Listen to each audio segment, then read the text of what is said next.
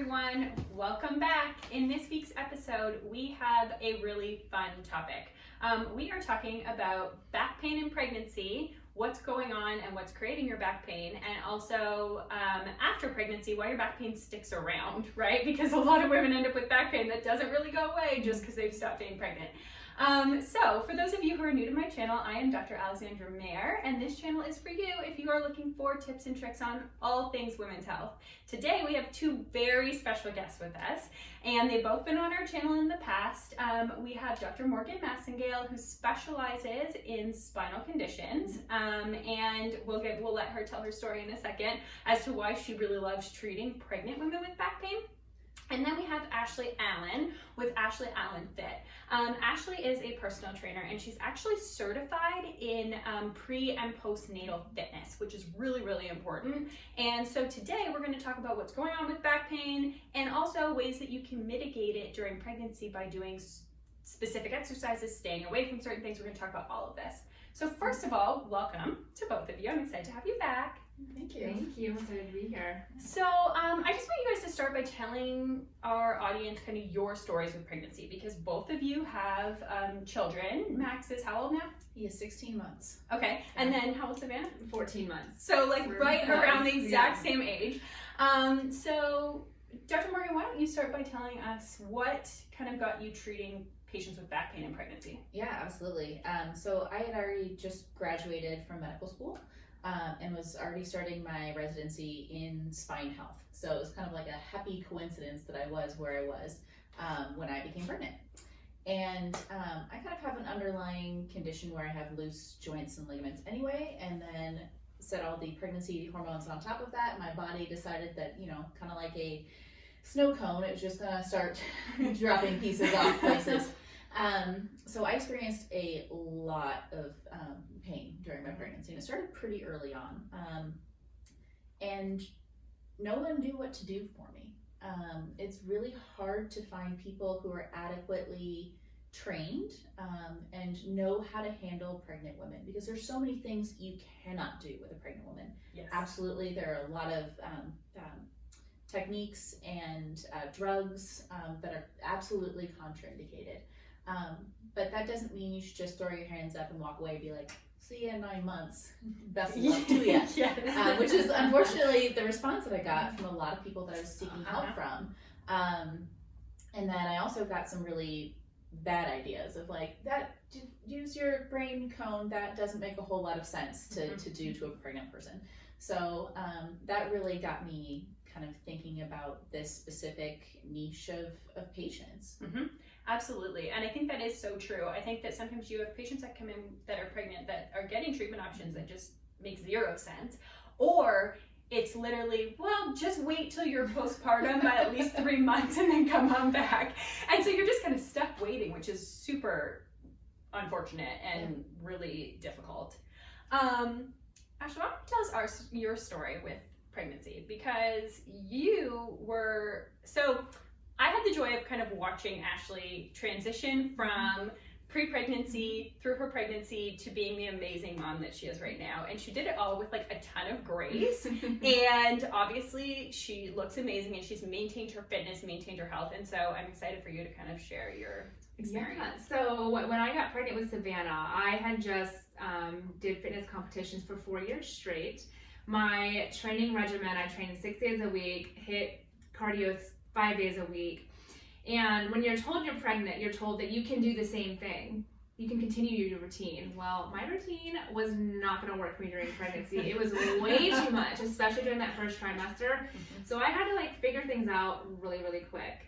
And fortunately, about a year prior to that, I got my pre and postnatal fitness certification. And I'm going to just add real quick, not a lot of trainers have that, so they are not equipped to train pregnant women. I have seen some horrible things happen with pregnant women with their trainers. Thanks for listening to that. Anyways, so I felt very well equipped with my knowledge to take myself through pregnancy. I did what I could. My only goal was to stay happy, to stay healthy, and to keep my body strong, because I knew if I did, my postpartum recovery would be that much easier. But I also experienced back pain in my pregnancy too. For me, it was more my upper back, but my lower back did take a little bit of a beating as well. Mm-hmm. Absolutely. So first of all, I want to dive into what's actually happening. So when you're in pregnancy, when you're actually pregnant, what's happening? Why the back pain all of a sudden? There are a couple of factors that go into that. First and foremost, the hormone that we kind of think of as being responsible for a lot of this is relaxin. So the body starts producing this hormone actually a lot earlier than most people realize. The levels of relaxin peak in the body after the first trimester. We kind of think of it setting in towards towards delivery, because the goal is to really help all of the ligaments in the pelvis relax to allow, the escape hatch, right? Like allow things to happen naturally. It has a number of other roles in the body too, allowing the hemodynamic shift in the body. So, allowing blood to get properly to the uterus and placenta. It also allows the hemodynamic shift within the kidneys so that your body can take on that extra load of, filtering out things that we don't need any longer. And then the other thing is really a kinetic issue. So you start, it starts small, right? But then very quickly, things change. And your body doesn't necessarily know how to respond that rapidly to different forces being pulled on, by gravity and being pulled on in different ways. Your muscles have to react to that. Your tendons have to react to that. And sometimes they just can't keep up with the way that they're being strained. Okay. That definitely all makes sense. So why does it stick around then? So relaxin, just like it peaks earlier than we realize, it doesn't go away as quickly after we deliver. And also, all of your other hormones kind of bottom out. Your placenta has been in charge of making most of your hormones through the duration of your pregnancy. And when you deliver the child, you also deliver the placenta. Mm-hmm. And that huge reservoir of hormones is gone. Yes. And it's quite a shock to your body. That's, an underlying cause of, some postpartum anxiety, depression, those sorts of things. But it is also the reason that your body has a hard time kind of bouncing back after delivery. Yeah. So that is something that I talk to my patients a lot about. And sometimes I find with hormonal conditions that you can look into pre-pregnancy hormonal, like hormone status, and see if patients are more likely to have issues with postpartum depression and postpartum anxiety, particularly when it comes to progesterone. Absolutely. Being lower. So when most women are experiencing back pain, what are you guys seeing? Where are they experiencing it? One of the most common places I see it present is in the sacroiliac joint. So right where your two parts of your pelvis come back together with your sacrum. Mm-hmm. That is a very natural, and it kind of makes sense for the ligaments there to be the most affected by relaxin, right? They need to do the most shifting to allow natural childbirth. Unfortunately, when joints become unstable, the musculature around that has to kind of pick up the slack. And in someone who's undertrained, their muscles aren't necessarily equipped to do that. Mm-hmm. So when we're thinking about training for around the sacroiliac joint, right, in the glutes and back, primarily low back, what are you talking to women about in pregnancy in terms of like exercises they should be doing and exercises they maybe should be avoiding?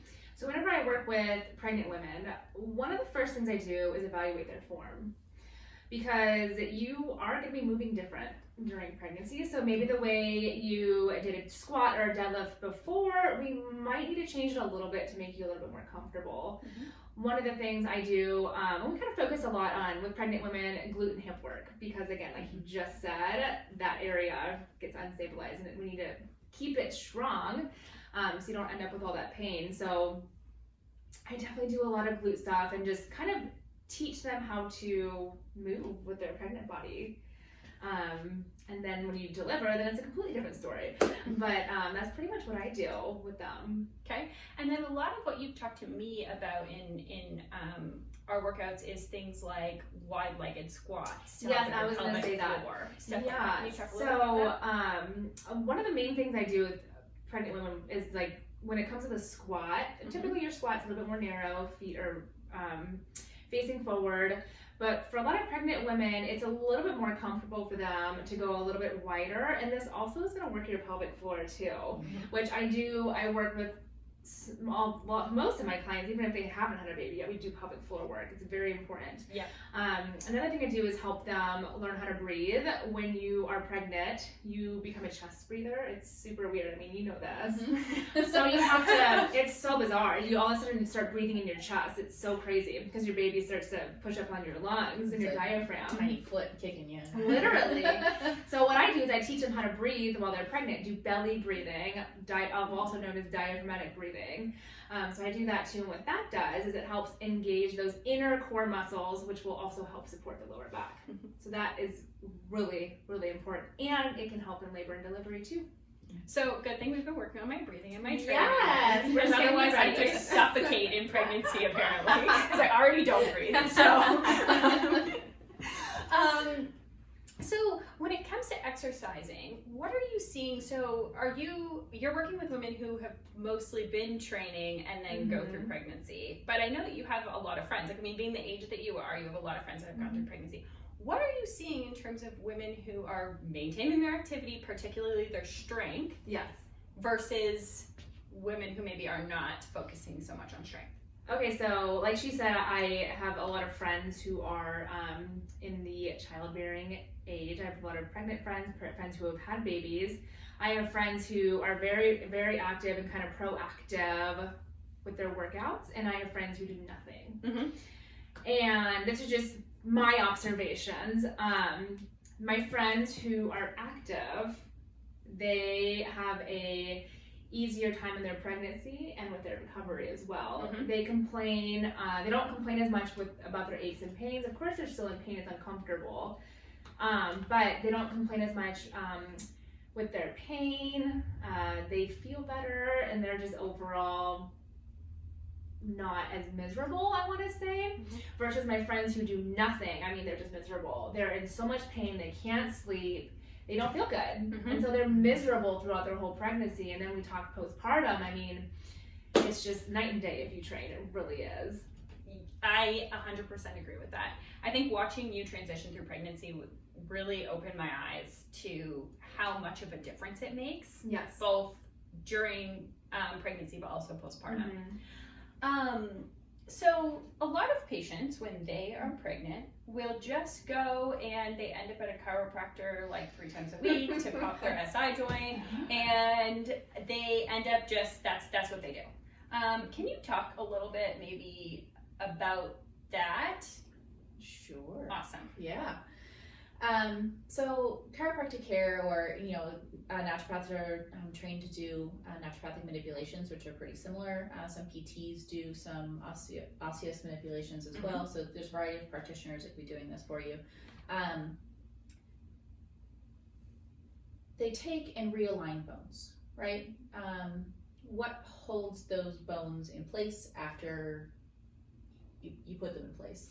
Ligaments and muscles. So if you're ignoring those two things, your bones will continue to slide back out of place because you have a muscular imbalance that is kind of improperly pulling on them. Short term, having a manipulation feels fantastic. It releases endorphins, your pain goes away, the misalignment that may have been impinging on nerves or causing discomfort in some other way is gone for a bit. But long term, especially if you're needing to go multiple times a week, obviously that should trigger something for you. This isn't working. Not that it's not happening short term, but long term it's not going to be the best option for you, especially in pregnancy. I really hesitate to have people be manipulated because your ligaments are already compromised. You already have that relaxin in there, giving them that awesome stretch. And then having a manipulation where you're pulling the joint past its endpoint to get it to cavitate, make that popping sound, you're stressing that ligament even more. And so you could be doing more long-term damage than good. Okay. So when we're talking about the ligaments, one of the procedures that works to tighten ligaments Prolotherapy. is prolotherapy. And I have seen women who have been told that prolotherapy is a safe alternative in pregnancy because it is dextrose, which does make sense. I mean, we do give women dextrose in pregnancy, but the mechanism of that doesn't make much sense. Can you talk to people about why they might want to wait till postpartum for that? Yeah. So it's funny you say that. I was actually offered prolotherapy during my pregnancy. So besides the low back pain that is pretty common with women, I actually coughed one of my ribs out while I was lovely. Pregnant. And so, you know, that joint being stretched out, and I could have it manipulated as many times as I want, it would come right back out. So kind of look at those two different cases. I was offered Prolo for both. I turned down Prolo in my SI joint, and for a very specific reason. Your body is creating relaxin to loosen ligaments, cause the hemodynamic shifts. Your body's very intelligent. It's doing this for a reason. If you then go back behind it and tighten all those ligaments back down, your chances of having a natural delivery and childbirth, they shift in an unfavorable direction, because you're not allowing that pelvis to kind of mature the way it's supposed to allow for natural childbirth. Now, on the other hand, with my rib, I let them Prolo that, man. Like, you're like, put that back in place. It needs to stay where it's supposed to be. But, you know, prolotherapy, the target of that is to get those ligaments to tighten back down, right? So, you know, two different places, two different indications. One was appropriate, one was not. And so you really have to pay attention to that, especially in the pregnant population. Absolutely. Absolutely. You definitely do not need your ribs for childbirth. I mean, last time I checked, not super necessary. You know, SI joint, a lot more necessary. So, were you training in pregnancy? Yes and no. Okay. So right before I got pregnant, I got very into Bar 3. It was like my thing. I loved it. And it is a great community. I think, it's heavily, the majority is women being taught by women, and most of them are mothers. Like, they've been there, they've done that, they understand what you're going through. They'll help you modify things. That being said, because I did have that predisposition where I was kind of loose anyway, I got down on the floor one day to do some core work. I was about 6 months pregnant at the time, and I did not think I was going to be able to get back up. My SI joints had moved a little bit. My surrounding musculature spasmed, and I was in an excruciating amount of pain. And I did not go back. So I wouldn't either. No. Once you have that experience in front of a class of people, and you're just like, oh no, I feel like a turtle. This is not good. Yeah, no. Once you're stuck on the floor, you're like, if I get up, I'm leaving for good. That's so funny. So where do you both recommend? So obviously, the ideal for strength training would be to actually start and get your body going before pregnancy. Yes, I would always recommend, when anyone asks me or DMs me, I'm going to get pregnant soon, what should I do? I would suggest finding the most simple routine possible. Like, back to the basics, 3 days a week, 30 minutes, just keeping it as simple as possible, because you don't know what your first trimester is going to be like, and the second and the third. So just prepare for a stupid, easy routine. That's what I would recommend. Okay. And what are you recommending for exercise in pregnancy? So I really like to see women start something before they decide to get pregnant. I think that's really key, because trying to change your cardiovascular dynamics after you've become pregnant becomes really difficult, because you do have those huge hemodynamic shifts. So the shifting of the blood from your main core to the uterus and placenta takes a huge toll on the body. I did not understand that until I experienced it for myself, and I was driving to work one day, and I was like, what is happening? How am I this tired? I don't understand. And when you really sit down and use your doctor brain and think about it, you're like, oh, this completely makes sense. But after you start, or after you've already become pregnant, if you don't have a routine definitely something that is at least getting that cardiovascular Mhm. work for you. And that's not, running and training for a marathon. If you weren't already running marathons, No. please don't No. start. Yes, no, not recommended. That's not the Agreed. time to start. Mhm. But making sure that you're getting out for like a daily walk. Yeah, That's walking is super underrated, but Mhm. so powerful especially during pregnancy and postpartum. It's the Yeah. best thing I did for myself is walk. Yeah, and it can be a really great time, if you talk your partner into going with Yes, you to just yeah. like de-stress from the Mhm, day yeah. and continue bonding because you once that baby's there, like Things are a little different. yeah, it's a little different. So Yeah, having that time to really connect and yeah, I think that's be important. together. Yeah, so that's definitely what I recommend my women too, is starting a routine early, because changing things in pregnancy is really difficult. It's hard, and I feel like a lot of people, when they start a routine, it's a lot. It's like Mhm. they have these aspirations of 5 days a week, but then when you're pregnant, you just get, a lot of women get hit with that fatigue, and it's Yeah. like, I can't go to the gym 5 days a week, so I'm not going to do anything. So avoid that and just start a super simple routine, but start before if you can. Mhm. Well, you and I were even just talking about this the other day, how you said when you were first pregnant with Savannah, you literally were so tired that you worried that you had cancer at one point, because you were I like, I'm did. dying, I have to I literally, before I found out I was pregnant, I thought something was seriously wrong with me because I was Mhm. so tired. Mhm. So tired. Yep, and so the changes that women go through, I think a lot of people don't talk about some of them, but there is Right. definitely that like camaraderie and that, joint experience, I feel like. So after pregnancy, let's talk postpartum back pain then, because postpartum back pain, right, oftentimes those ligaments that stretch out, they don't go back the way that they are supposed to. And it can lead to long-term shifts. So long-term shifts in even pelvic floor function. A big conversation that we've been having with a lot of physical therapists that we know is that conversation of that shift in the hip actually affecting your pelvic floor muscles. And so things like incontinence and some of the things that women experience can actually be related more to the hip and SI joint. So I like to recommend pelvic floor PT for anyone who's been pregnant. I think it's hugely important, the amount of trauma that your body goes through, no matter what type of delivery you had, cesarean section, natural birth, Yes. precipitous birth, whatever the case is. That's a lot of stretch and trauma, let's be honest. And then also, I think there's so much more to pelvic floor therapy than just Kegels, because I think that's what people are told, and Yes. they think I can do that on my own, that's fine, I don't need a specialist for We are this. told to do Yeah. Kegels, but the doctor doesn't tell you how to do Kegels. And you can do them right and you can do them wrong. If you do them wrong, you're really going to tighten things up down there. That can cause a whole slew of other issues.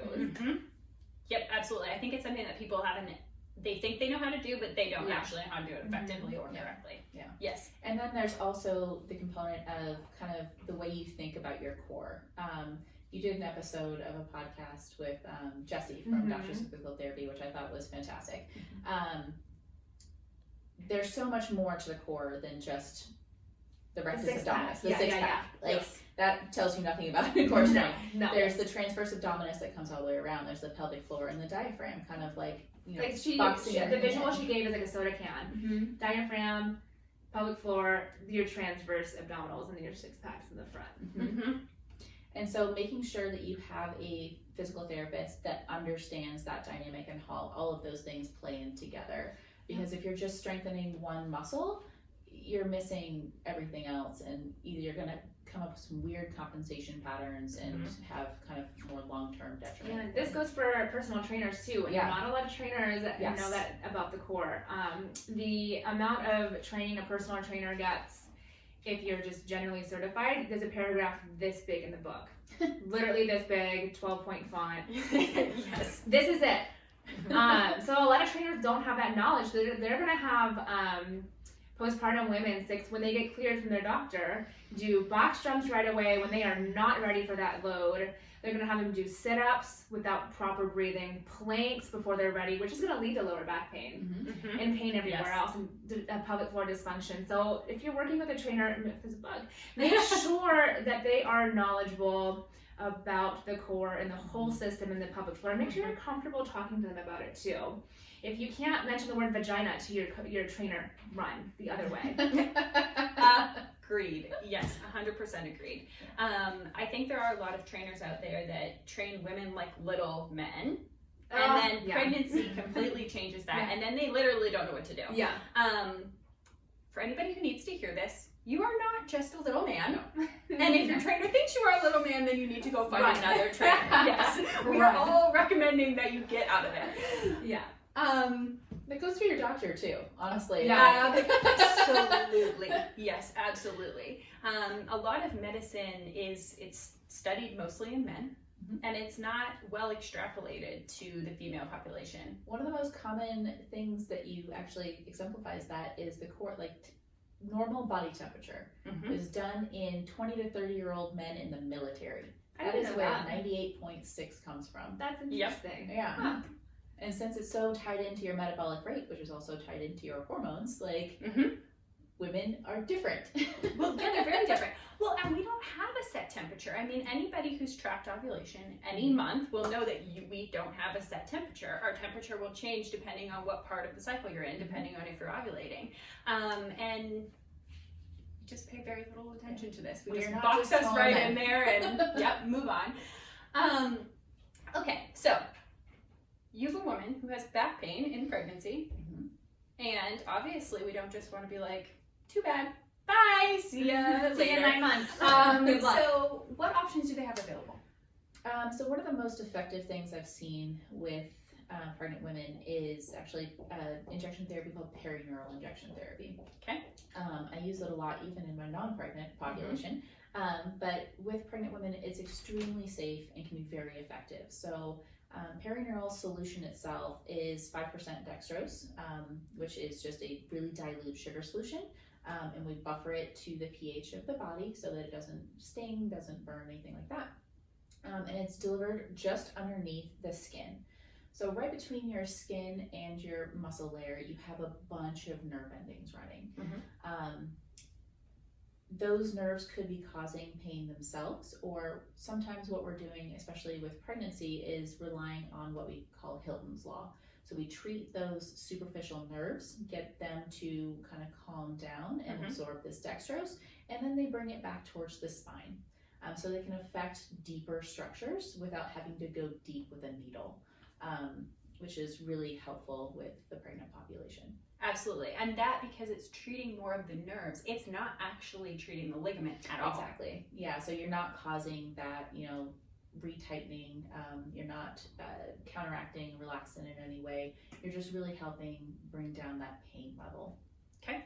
And then post-pregnancy, so postpartum, patients who end up with back pain that just never seems to go away, what should they be thinking about? So first of all, if you have to go to a chiropractor 3 times a week, you probably have a ligament or something going on that you really need to be working on. Yes. So get a second evaluation. Yeah, definitely being evaluated by someone that really understands women. Start there. Step 1. I'm not saying on an emotional level necessarily, but just on a physical level. And then someone who really understands the kinetic chain, right? So your SI joints don't work in isolation. They work with everything up and down from there. Your kinetic chain starts at your feet and goes up your leg and actually crosses right in the low back up to the opposite shoulder. So a lot of times you'll see dysfunction in that connective tissue right over the lumbar spine. And so really getting someone that can properly evaluate what's causing your pain to effectively treat it. And then when you get into that postpartum, window, Prolo it up, man. Get those ligaments back in the health they're supposed to be. But also, that's a time where if you weren't, weightlifting or doing that sort of exercise before, let's start getting that on board. Now that your body has a little bit of a chance to recover, and you start small. Work with someone who knows that you're not going to just start with box jumps and crazy stuff. Working on those small muscles, getting them firing again, the multifidi around the spine, getting that transverse abdominis engaged, especially if you've had a C-section or something like that, which is a whole nother topic. Yes, that is a whole other topic. It is so surprising to me how many women, and we've talked about this, how many women end up with C-sections and they never ever go for physical therapy. They never go for anything to get their muscles back in check. And we're not told to. No. It's not recommended. I had a cesarean section, and I had the normal experience. So I went to my OB 6 weeks later. He's like, "Great, good job, bye." Like, see if you have another kid. It's crazy. Oh, You have this. I'm done now. Cool. C-sections are a major abdominal surgery. Yes. They talk about it like it's so easy. It's a major abdominal surgery. They cut through all, I think, 7 layers of your skin, muscle, tissue, pull a baby out, sew it back up, and you get no rehab from that. If you tear an ACL, you get like 6 months of rehab. Like, it's just, it's mind-blowing, and that's just where we are with women's care in the States. Absolutely. It's getting, I think, more and more women are becoming more and more aware of this stuff thanks to things like social media and doctors talking about it. But it's up to their OBs to recommend it because not everyone knows about it. It is, and it's I think because women are getting more educated, they're asking better questions. Because most of the time, if you ask your OB, should I go for physical therapy, they're not going to tell you no. They're going to say, well, if you feel like you want to, go ahead. They're not going to make a recommendation, but they're not going to tell you no. So, so for exercise, we went through a little bit of the things that you wouldn't want to do postpartum, right? Like box jumps, heavy core work. Absolutely. So what kind of movement, first of all, in pregnancy should women be avoiding doing entirely? Okay. And then in postpartum, what should they slowly be adding in? Yeah, so in pregnancy, you can continue doing activity that you were doing. As you get further along, you're going to want to modify to accommodate your needs because your needs will change throughout the duration of pregnancy. So things like lightening the load, maybe not using a barbell that causes a lot of compression on the spine. Switching to a kettlebell, and eventually body weight. And it's extremely humbling, at least in my experience, to go from being like super physically strong in a different way to doing just body weight stuff. It's an interesting experience. So I would recommend just scaling it back week after week, depending on how you feel. And then postpartum, so the rule used to be no exercise until you're 6 weeks postpartum. So women would literally do nothing for 6 weeks. Not nothing, they're carrying their babies, they're doing all this stuff. But they would say no exercise till 6 weeks. That is not the case anymore. They are, the National Association of the OB, whatever that, I can't think of the name of it. They now say, what is it? ACOG? Yes. Yeah. They are now saying that you can start recovering right away as long as you're comfortable. I'm not talking about going and doing barbell back squats and jumping. I'm talking about rehabbing your core right away when you feel ready. You can do it right after you deliver. And like I said, I'm not talking about anything crazy. I'm talking about relearning how to breathe, doing that diaphragmatic breathing. And then once you have that down, start walking. You can walk as soon as you feel ready. Some women start 2 days after delivery, some start 10 days. One thing you do want to look out for postpartum with walking is if you're bleeding, because you do bleed a lot postpartum. Even if you have a C-section, you still bleed. So when you walk, you just want to make sure that you're not increasing your bleeding. If you're increasing your bleeding, that means that you did a little too much. And then over time, once you feel stronger, then you can start adding an actual workout routine, and that's focusing on rebuilding, rehabbing, and then rebuilding your body. And I always recommend people to give their body a year to recover. We're expected to just bounce back right away. It doesn't work that way. It took our bodies almost 10 months to create this baby. We cannot expect it to go back to normal in 12 weeks. It does not work like that. So my recommendations is give yourself a full year to recover and then rebuild your body. Absolutely. Yeah, I think that's great. Yeah, I think that the expectation that women have is just completely, it's quite unreasonable for what your body's been through, and we don't think about that. in that small, like, rehabbing your core time, like when you first start and you're learning how to breathe, you're rehabbing your core, that I think would be a really good time to see a physical therapist. Absolutely, and it depends on the pelvic floor specialist. Some like to see them 6 weeks postpartum, but you can also work with them before, and they can give you a plan of action to do those first 6 weeks, because they do an internal examination. They kind of want it to be healed up a little bit before they examine your pelvic floor, but you can work with them before, have a plan of action, and then they can start doing their manual work too once they're healed up. Great. But I think it'd be so great for more women to work with pelvic floor specialists. Yes, 100%. I agree with that. So when we are, so first of all, I think it's important for our women to get a little recap when they're watching. Your back pain in pregnancy is somewhat normal, but you don't have to just live with it. Like, there are things you can do. So there's something that Ashley and I have discussed kind of outside of this whole thing. Redefining common versus normal. Yes. Ooh, I like that. And I think that applies a lot to women, because there are things that happen very commonly after childbirth that aren't necessarily normal. They don't have to be that way. And they don't have to be that way. And the more that we talk about it, and the more that we kind of remove any stigma around it and tell people, like, hey, there are options for these things, I think the better off that we're going to be. Absolutely, absolutely. I think with pelvic floor issues, that's a big concern in women, because a lot of women do say, well, this is just normal after pregnancy that you have incontinence. And despite the fact that it is common, it's not necessarily normal. And there are things that you can do about it.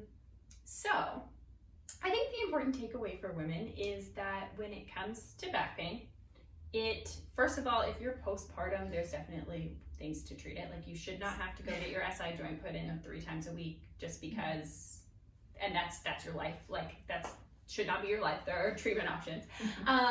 And that strength plays a big role. So strength and rehabbing your muscles, having your muscles actually fire correctly, plays a big role in your ability to not only make it through pregnancy with the least amount of pain as possible, but also to rehab after pregnancy, get back your fitness and get back your routine. And so strength training is one of the things that I try to get every single woman who comes in my office to do. It's not always an easy feat, but every single woman in my office gets recommended that they should do some sort of strength training. I'm a huge advocate of personal training. Obviously, Ashley's sitting right next to me. But I'm a huge advocate of personal training. I think it changes everything. And so I think it's just important for women to know that there are options. Yes, You don't have to just, walk out and be in pain forever and that's it, that it is what it is. Thank you so much, guys, for coming on. I really appreciate it. Yeah, thank you. Do you guys have anything else you want to add? Go see a pelvic floor specialist. Yeah. And on that note, that's what we all think. So for those of you watching, if you like the content that we're putting out, make sure to like, share, and subscribe to our channel so that we can get this information out to more women. We will see you next week on our next video. Bye, guys. Bye.